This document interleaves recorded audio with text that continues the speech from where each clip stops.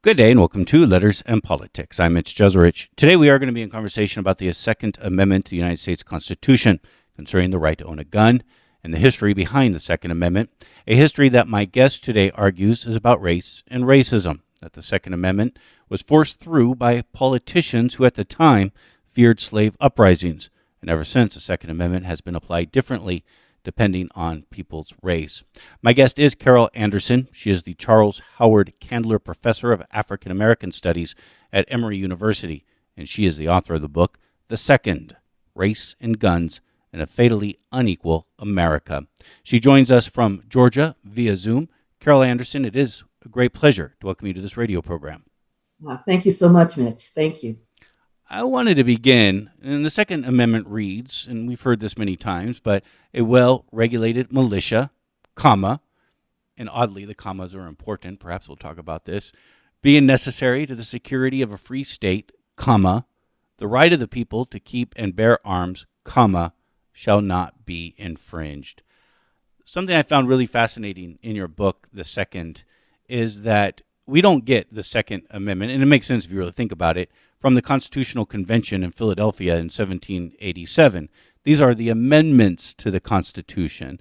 These are the first 10 amendments, which we commonly refer to as the Bill of Rights, to the Constitution. This would come out of the first ever session of Congress after the Constitution was ratified. And what I learned from your book that I found really interesting is that the original draft of the amendments to the Constitution by James Madison, oftentimes seen as the architect of the Constitution, did not include a Second Amendment that we would recognize today about the right to bear arms. No, in fact, when he was drafting it, his original draft concerned the militia and said that if you had a conscious objection to serving in the militia, that you did not have to. So there was the concern about, for instance, the Quakers in Pennsylvania being required to take up arms and engage in putting down a slave revolt in Georgia. And so that had been raised during the Constitutional Convention, and that resonated with him, that the language about having a conscientious objection to being in a militia. That's interesting. Was that a dynamic that was at play? Were Quakers being sort of forced or coerced into participating in militias to put down slave revolts? That was one of the scenarios that was raised during the debates. So during the Constitutional Convention, when Madison had put control of the militia under federal control, one of the issues raised was, are we really going to require Quakers to have to go down to Georgia and put down a slave revolt from people who only want their freedom? And it's no, we wouldn't do that. And so that was one of the concerns that was raised, because the Quakers being pacifist, that requiring them to serve violated their own religious concepts, their own religious precepts. And so that was one of the concerns that was raised in the debates. Was that considered the Second Amendment at the time? No, that debate dealt with forget Section 2, Article 8, clauses 15 and 16, that dealt with federal control of the militia. I mean, because it almost seems like the way you're describing the original idea behind the Second Amendment about a freedom of conscience of whether you would have to participate in a militia to put down a slave revolt or not, almost seems like it would go hand in hand with the First Amendment of the Constitution of freedom of religion. Right. I mean, for Madison, freedom of conscience, freedom of religion was one of his central tenets, one of his central concepts. And so it made sense that what was happening in that Constitutional Convention resonated with him when he went to draft the Bill of Rights. Yeah. I'm going to get back into the Constitution. I'm going to work my way backwards here with you. So forgive my strange chronology here, but I find how we get the Second Amendment to be really interesting in the first session of Congress. Again, this is the first session of Congress, so where they come up with the amendments. It's sort of what they had to do in order to get, well, really a lot of Southern lawmakers or Southern states even, the ones that did ratify the Constitution. So how do we go from what James Madison, who's a slave owner himself, we should be clear, from Virginia. How do we get from what James Madison originally saw about the idea of of a militia? How do we then get to having a Second Amendment that we'd recognize today in this Congress? So the question is how the militia that we talk about today in 2021, or the militia then, and how we got to that militia in the 18th century or the 19th. Yeah, all of the above. But I am talking specifically, though, about how do we get from what Madison originally proposed to the Second Amendment that we end up getting in that first session of Congress? So his draft then went through a series of committees. And we know how that works in that legislative process. And there's lots of editing. And in one of those committees in the Senate, they removed the language of conscientious objection. They removed that. And so what came out then was this thing that we have now. So it was a committee decision. Yeah. And what were the forces that made that change? And talk to me more about the militia then and the fear of a slave revolt and the connection of the Second Amendment to that fear. Yes. So the militia, as we understand it now, is not the militia as they understood it then. What they understood the militia to really be was to put down slave uprisings, to provide protection and safety and security for the white community against Black people, against an uprising. And they had a series of uprisings in the 17th century and in the 18th century, one of the largest being Stono, at the Stono River in South Carolina, where you had a labor gang who had been out building roads, and they are paying attention to they're surveilling how many guards are there, what's the rotation, where are the weapons stored. And on a Sunday morning, they attacked. They went to, there weren't a lot of people around. They went to where the weapons were stored. They overpowered the guards, killed them, seized the weapons, and started marching toward freedom to Spanish Florida, because Spain did not allow for slavery under its property. So they were headed to Florida to freedom, and people were being killed along the way. And when the Stono Rebellion happened, an alarm was sounded, and the militia, because the law had that every white man had to be carrying a gun. And so when they were in church, they had their guns with them. The alarm sounded, the militia, the men grabbed their guns, and they went after the enslaved who were running to freedom. And over 60 people were killed, 20 whites, about 40 African Americans. But Stono sent fear, absolute fear that something of this magnitude could happen.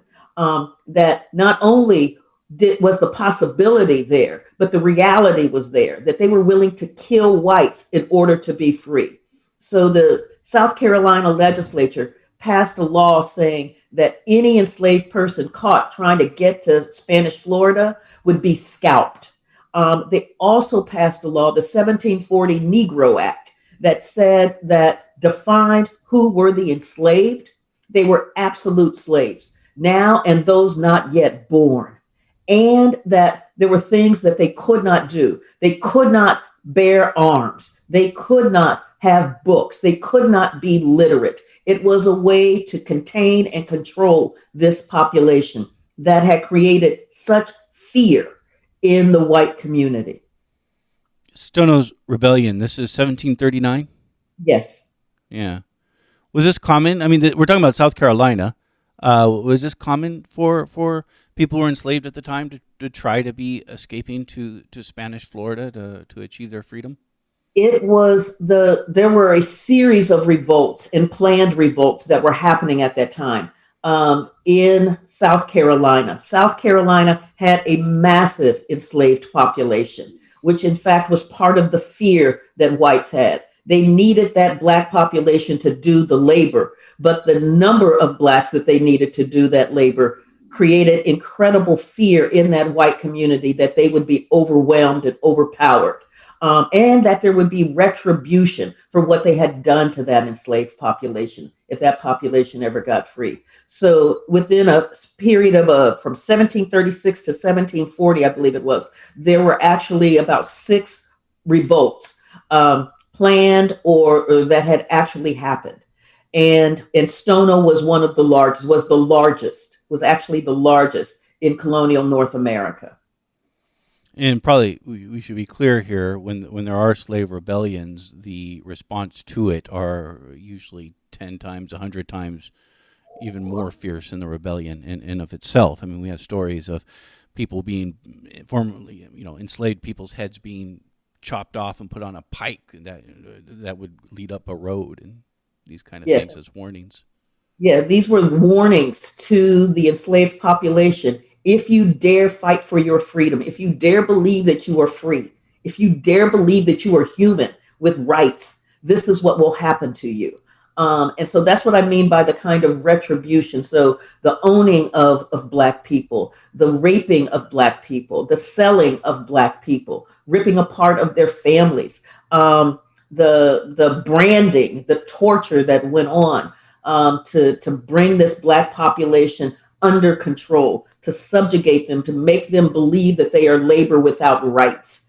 Um, all of that stoked the fear of Black people, the fear of Blackness. And with each one of these revolts, or each one of these rumors of revolts, you see the legislative landscape change, where it gets tighter and tighter and tighter about the control of arms, and about the rise of a slave patrol and the rise of the militia to control this Black population.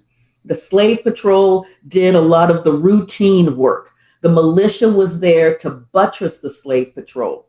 So when there was an uprising that was more than the slave patrol could handle, the militia came in to put it down. So the militia was absolutely essential for the sense of security and safety that white Southerners needed at the time. But slave patrols and militias were two separate entities.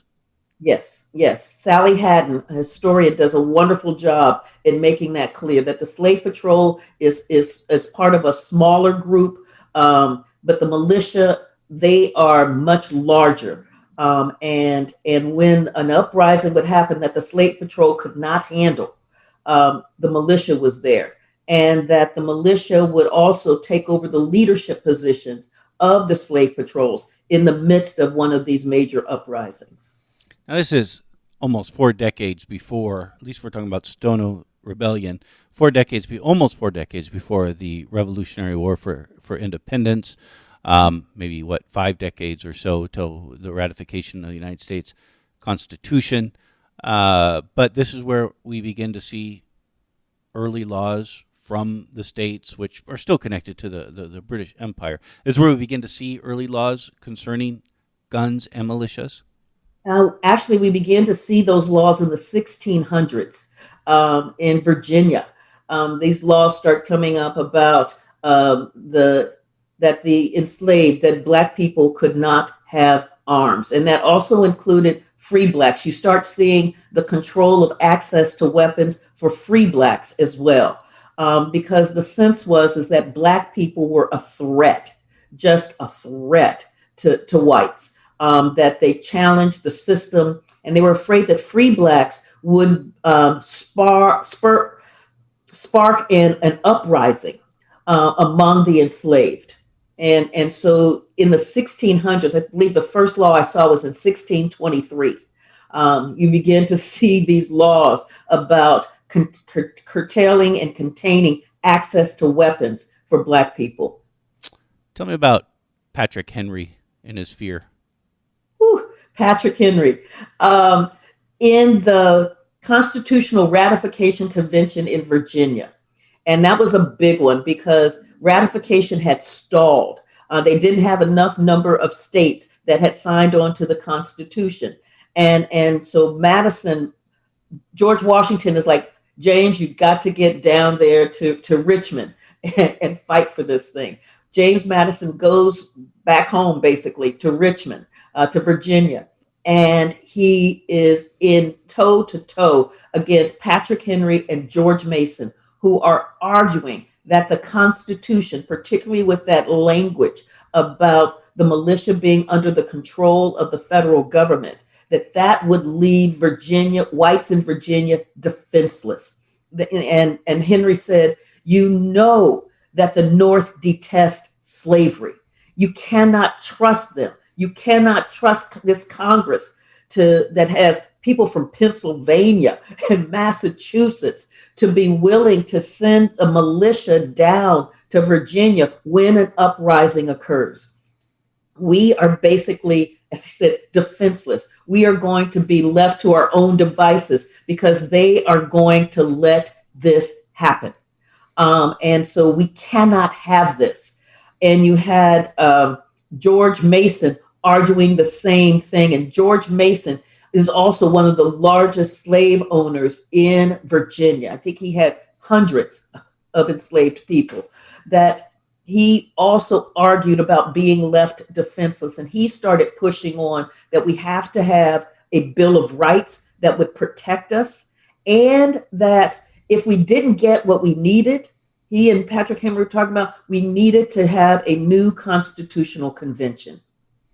That scared, the scholarly term is bejeebers, out of James Madison, because he saw how pitched the battle was to dismantle the unworkable Articles of Confederation to get to a constitutional convention, and what it took in that drafting of the Constitution, all of the give and take and all of the compromises. Those compromises, particularly coming in from the South, for things like the 20-year extension of the Atlantic slave trade, the Fugitive Slave Clause, and the 3/5 clause that gave the South inordinate representation in Congress based on counting their enslaved populations as 3/5 instead of as whole. And so he already had been in those massive battles. He was afraid that if these anti-federalists, led by Patrick Henry and George Mason, could get a new constitutional convention, it would basically open up a Pandora's box and send the United States back to the unworkable Articles of Confederation. And so for him, it's like, how do we save the United States of America? How do we save this Constitution? And the way to do that was to provide a Bill of Rights that the colonies had been, that the states had been arguing for, and particularly a Bill of Rights that would mollify Patrick Henry and the Anti-Federalists, and so stop this movement for a new constitutional convention. So when you see our Bill of Rights and you think about freedom of the press, no state-sponsored religion, freedom of assembly, the right not to be illegally searched and seized, the right to a speedy and fair trial, the right to a jury trial, the right to not have a cruel and unusual punishment. Then you get this outlier, the right to a well-regulated militia. The reason that thing is an outlier is because that is like the 3/5 clause. That is the bribe to Patrick Henry and the Anti-Federalists. See, the militia really is going to be under state control. You will not be left defenseless if there is a slave uprising. It's interesting because, as you call the Second Amendment to the Constitution an outlier, it's not like it's Constitution Amendment number 10. You kind of add it on at the end. It's the second one. It's the Second Amendment. Yeah, and the order at that first Congress when he's drafting the Bill of Rights, these amendments, the order is not particularly drawn by the salience of it. It was just happenstance, the way that it came out to be as they're editing his initial draft. This But is he had it in there. Yeah, he yeah. had it in there. Well, I was wondering, was it the Second Amendment? Because if this is what you had to do in order to get these, states like South Carolina and Virginia to sign off on this and not call another constitutional convention, did they put it number two to say, look, it's right up at? I mean, we know how campaigns work today. If you're dangling something to someone, you sort of put it up high to make sure that they notice it. Well, the thing is that the records aren't clear on that. The Yeah. records, aren't really definitive on that. It's clear that he had a series of like 17 amendments that he was trying to work through out of the hundreds that were pouring in from the different states, that he had whittled it down, and that then he was trying to move it through the various layers of Congress, and that it got heavily edited in one of the Senate committees. This is Letters and Politics, and we are in conversation with Carol Anderson. She is the Charles Howard Candler Professor of African American Studies at Emory University. She is the author of the book, The Second, Race and Guns and a Fatally Unequal America. For our listeners in the San Francisco Bay Area, she's going to be involved in an event with one of our local bookstores, City Light bookstores. But because this is the age of a pandemic still, Professor Anderson, anyone can actually participate in this event. But on Wednesday, you are going to be in conversation with our good friend Roxanne Dunbar Ortiz. And this is going to be at 5 p.m. Pacific Standard Time. It is a virtual event that's going to be hosted by City Lights on a Zoom platform. The event is free, but registration is required. You can find out more by going to citylights.com and look at their events for this event on Wednesday. We'll also have a link to it on our own website at kpfa.org. So that's this Wednesday, June 9th at 5 p.m. Carol Anderson in conversation with another one of our good friends, Roxanne Dunbar Ortiz. And again, anyone, regardless of where you are, can participate because it's all online. I'll give out those events again at the end of our conversation. Carol Anderson, I'd like to go back to this idea of the militia and the idea of, in order to get southern states to go with this Constitution, there had to be a guarantee that other states, some of which anyways, had already abolished slavery in the states or were moving towards it, that likely outcome. Still, nonetheless, the southern states basically made the northern states in this Constitution agree to, if there is a slave uprising in another state, that if that state needed help to quell that uprising, other states would be forced to do so. Well, South Carolina actually ratified the Constitution because they saw that, they're like, wow, this is really what we need because we don't have enough white men here, given all of the enslaved people that we have. And so if there's another Stono, we're going to be able to basically call in help from around the other states. George Mason and Patrick Henry saw it very differently.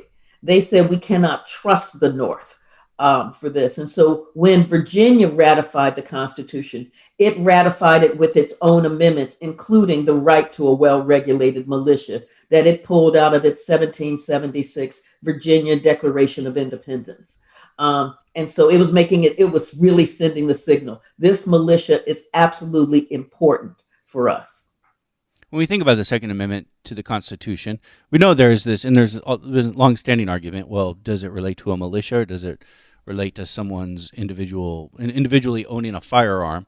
And the Supreme Court has really put emphasis over the years on individuals' right to own firearms. And I think that's how most people think of the Second Amendment, of I as a person has a right to use a firearm. But again, the very first little part of, it's a very short amendment, a well-regulated militia is how this amendment begins. And it sounds like they took that language specifically from South Carolina. They took that language, particularly from Virginia. Virginia, forgive me.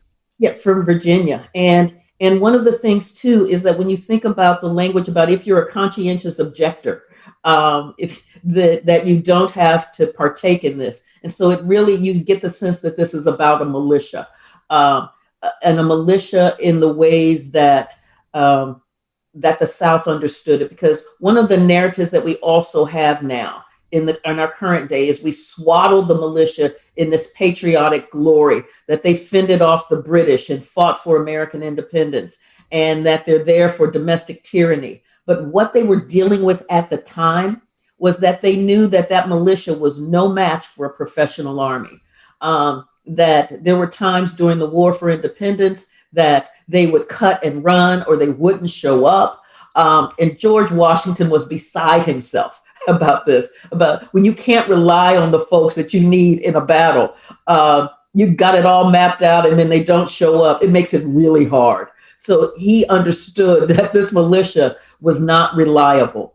And Gouverneur Morris out of New York, who was one of the founding fathers, he said to rely on the defense of the militia to defend against a professional army against a foreign invasion is like relying upon a broken reed.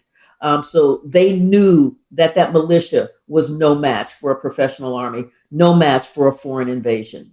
What they were also dealing with right at the beginning of the Constitutional Convention was Shea's Rebellion.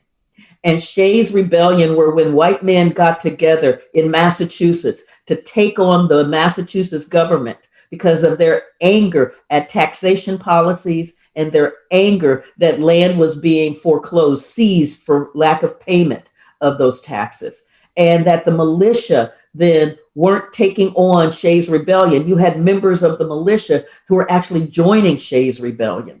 And it led to Boston merchants actually paying for a mercenary force to take on Shea's Rebellion to quell that uprising. So this sense about you could rely upon the militia for taking on domestic tyranny, that wasn't resonating at all for this group that was working on the Constitution and the Bill of Rights. They had Shea's Rebellion hanging over them. They had the ineffectiveness of the militia as a war fighting organization. They had that hanging over them. What the militia could do was to put down slave revolts. That's what they knew. We had Michael Claremon on to talk about his book a couple of years ago called The Framers' Coup. And he makes this argument the whole Constitution comes, and we get a constitutional convention primarily because of Shea's Rebellion, as you outlined of what it was. I think there were also, we had movements in the states from poor white farmers looking for debt relief, and some state legislatures even giving it to them. And this was something that sort of the aristocracy of the country was not going to stand for. Do you not think that Shea's Rebellion and other sort of white farmers' rebellion also played a part in the creation of the Second Amendment to try to quell those with a militia? You don't think so? Well, remember that that they couldn't get the militia to, in fact, take on Shea's Rebellion, and so to me, what's signaling there is a concern about the reliability of the militia to take on that kind of uprising. And so what I see is the role of the militia in putting down slave uprisings as that driving force there. It's what what's his name, Sedgwick, out of Pennsylvania, who said that James Madison is obsessed. He's haunted by Patrick Henry's ghost when it comes to these amendments. And that is the force that is moving this thing. It is the fear of Black people. It is the fear of being left defenseless. Another very interesting dynamic, even before the Constitutional Convention that you write about, that would lead to sort of these sentiments in the Constitutional Convention, as well as the first Congress in which they come up with the Bill of Rights. And that is in the Revolutionary War itself. King George III had promised freedom, at least in some states like Virginia, to enslaved people who would fight the rebels at the time. This is a time when the Continental Army, led by George Washington, was struggling to meet the number of soldiers it was trying to raise in order to form an army. This would probably how some states begin to abolish slavery, as they would begin to promise freedom to formerly enslaved people who would fight for them. But not all states would go down this route. And I couldn't help. It was not funny, but I couldn't help but laugh when I was reading about South Carolina that would rather just lose the war. I mean, so the in 1775, the Continental Army had a whites only sign hanging over it. But the reality and the exigencies of war meant that that couldn't continue. You weren't getting enough white men who were volunteering and enlisting to fight in the Continental Army. They weren't meeting their manpower quotas at all. And then you had the Earl of Dunmore, who is promising freedom for those enslaved people who are owned by the rebels, these patriots. If you'll come fight for the king, you'll get your freedom. And you had thousands of Black folks moving over to the British to get that freedom. And all that the Patriots saw was like, it was like a Scooby-Doo moment. Oh, Shaggy, just absolute, like, dang, we're going to be just absolutely outmanned. You have already taken on the most powerful force in the world, the British forces, the British Army and the British Navy. You've already taken them on. And now you're going to be fighting against enslaved folks too, who are fighting with the British, and you don't have enough white men who are, and so they began to open up, saying, if you fight for the rebels, then you too will get your freedom. And so you started seeing the Continental Army became a fully integrated army. And that stiffened, and it made the British go to what they called the soft underbelly of the South. And so they attacked Savannah, they attacked Georgia and took it like that. And so John Lawrence, a son of South Carolina, of a prominent family in South Carolina, and one of Washington's aides, runs down to South Carolina saying, look, this is what you need to do. You don't have enough white men. You must arm the enslaved. The British have 8,000 folk coming at us. You must arm the enslaved. And the South Carolina government looked at him and said, they were horrified. They were absolutely horrified. And then you had Nathaniel Greene, General Nathaniel Greene, come down, begging them to arm. By this time, the British have taken Charleston, begging them to arm the enslaved because they had deployed most of their white men as part of the militia to keep that enslaved population down, not to join the Continental Army and take on the British. And so the South Carolina government basically says, we would rather take our chances with the British than arm the enslaved.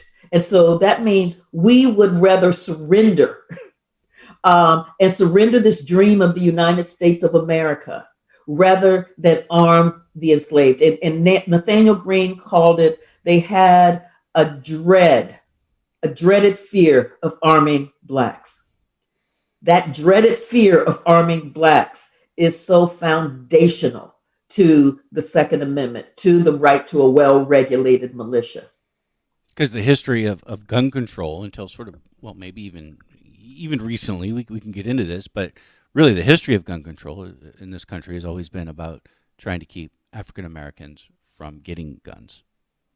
Well, we've had some in the South in the early years, in the antebellum years. You had gun control dealing with the violence by whites against whites.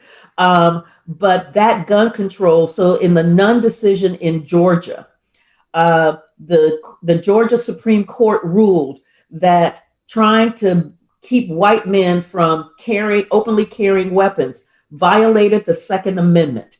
At the same time, the court ruled that the Georgia law that banned free Blacks from having guns did not violate the Second Amendment. Interesting. Tell me. Let's turn to the 19th century. We can move on now from the Constitutional Convention and the first session of Congress. I mean, South Carolina is such an interesting state, and really important to understand South Carolina here. This is where we get the Senator John C. Calhoun in the years that would follow, who makes this argument that slavery was a what he would call a positive good. In other words, in order for all whites to have a sense of political equality and democracy, it was dependent on slavery, because he, in sort of a Marxist way, saw that capitalism actually did create classes that would conflict with one another, and that hence, because you had slavery, that freed white people from that dynamic. It's actually really fascinating, and of course, it's South Carolina that would become the first state to secede from the Union, leading to the Civil War. Talk to me about what happens with guns, gun controls, gun laws, the Second Amendment in the decades or even the century following the ratification of the Constitution. And so you have as you have continued gun laws as they keep getting tweaked, and because underneath it is this question of citizenship as well. They say, but it's really anti-blackness, and so we get to the point of where Black people aren't allowed to cross state lines, where they're not allowed to have a passport because they're not American citizens. And so all of these policies and laws are coming into place, and the lack of gun ownership, the banning of gun ownership, till we get to the Dred Scott decision in 1857.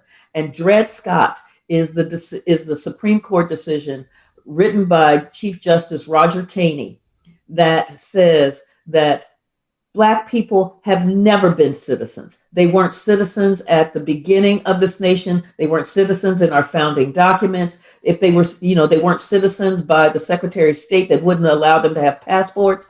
And if they were really citizens, they would be able to cross state lines easily, and they would be able to carry a gun wherever they went. And then this is the infamous decision that says, a Black man has no rights that a white man is bound to respect. That encapsulates so horrifically the vision of access to rights for African Americans that never have been, never will be, and that basically they're a threat. And so you had language in a Maryland law that defined them as free Blacks as a dangerous population. So danger, fear, threat, danger, fear, threat. And so how do you protect the white community from this danger, from this fear, from this threat? You make sure that that threat does not have access to weapons.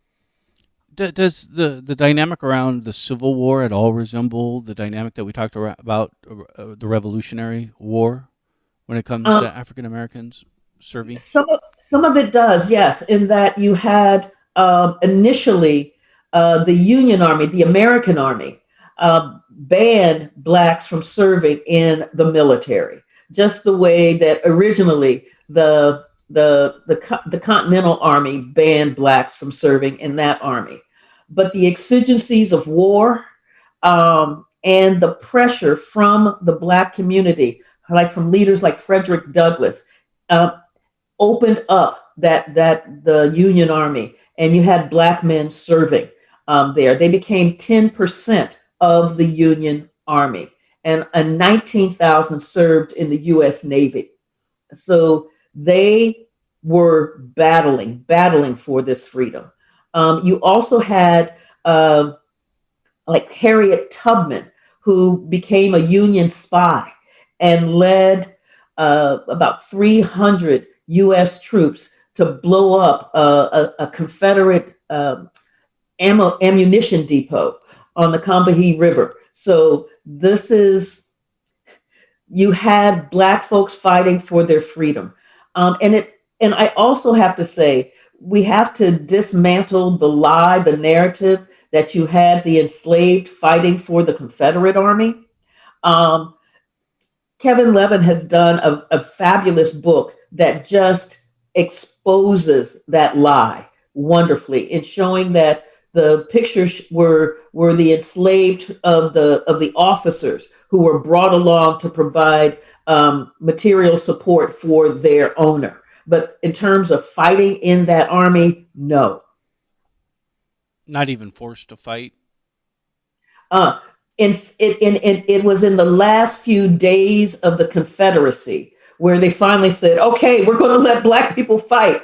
Black folks were like, peace out. No. But this is part of the narrative. And a lot of what I'm doing with my history is to unpack these myths that become foundational in the ways that we view our current policies. And so we get these myths about Black folks fighting to maintain the Confederacy. No, no, no. They weren't fighting to maintain being enslaved. They were compelled to attend their slave owner on the battlefield, in the camps, but they weren't there armed fighting for the Confederacy. What was this part of the lost cause narrative that sort of became the Yes, dominant narrative of the Civil War up probably until about the Civil Rights Movement? yes, yes. This is all part of that lost cause myth that arose that gives a saliency to saying that this war wasn't about slavery; it was about states' rights. Because if it was about slavery, then why would Black people be fighting to maintain to maintain being enslaved? So this is all part of that myth. Black folks fought for this freedom. The reality that happened after the war, though, was that freedom was so ephemeral, so liquid. Um, you had Andrew Johnson, who provided amnesty to the Confederate leadership that then took over those Southern governments and passed Black codes. And Black codes were not only about controlling Black labor again, but also about dismantling the kinds of freedoms that Black people expected to have now that slavery was over. And so in there was the disarmament that Black people could not bear arms. And you had the rise of these paramilitary groups that saw themselves working hand in hand with these neo-Confederate governments in trying to disarm Black people. And you had a massive slaughter happening. Annette Gordon Reed, a historian, calls it a slow motion genocide. You write about the Colfax massacre of Mm. 1873. Can you tell me about that? Yes, and so there was an election, and and wow, and the white supremacists did not like the results of this election. And so they were going to storm the courthouse in Colfax, Louisiana, which was the seat of democracy there. And the Black militia were called out to defend the seat of democracy. It was a massacre. Um, the it was it was just horrific. Over 100 killed. The courthouse was burned down as they were running out. They were told, "Oh, surrender your arms. We won't kill you." And those who surrendered were in fact tortured and slaughtered, executed. Um, and there was this reveling about the slaughter, about this insurrection by Klan members, um, attacking democracy, attacking an election, and President Grant, they had the Third Enforcement Act that dealt with taking on this domestic terrorism. And so members of the killing party were charged with violating the Third Enforcement Act. This case goes all the way up to the US Supreme Court. In the Cruikshank decision, the US Supreme Court says that the Third Enforcement Act does not apply to private actors. It only applies to the state. So only if the state was involved in this massacre could these folks be charged. But this was a private group because these were Klan members. And so there's no law against what they did. And so those who massacred and tried to overturn democracy in Colfax, Louisiana, walked free. I mean, it gave a green light to domestic terrorism. 1873. I mean, this is still during Reconstruction, just Yes, shortly before the end of Reconstruction, when this military is withdrawn from the South.